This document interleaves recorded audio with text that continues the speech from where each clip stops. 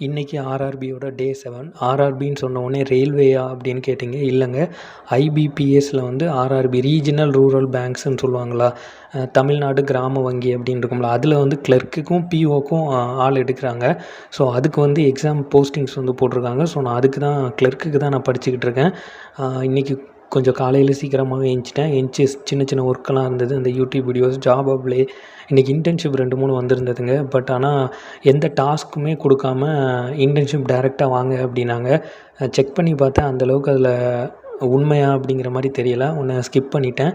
And இன்னொரு bro வந்து கேட்டிருந்தீங்க, குரூப் டி அண்ட் என்டிபிசிஎஸ்க்கு டிப்ஸ் சொல்லுங்கள், புக்ஸ் என்ன படிக்கணும் அப்படின்னு கேட்டிருந்தீங்க.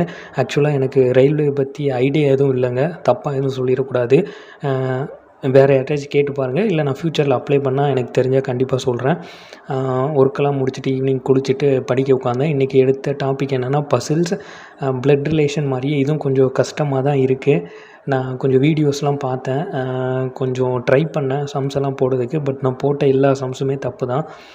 பட் இருந்தாலும் கொஞ்சம் சம்ஸ் எல்லாம் போட்டு பார்த்துக்கிட்டு தான் இருக்கேன். அதே மாதிரி பெர்ப்ளெக்சிட்டியே வந்து யூஸ் பண்ணுங்கள். உங்களுக்கு டெஸ்ட் சீரீஸ் அப்படிலாம் வேணும்னா நீங்கள் அதுக்கிட்ட கேட்டிங்கன்னா நிறைய டெஸ்ட் வந்து கொடுக்குது.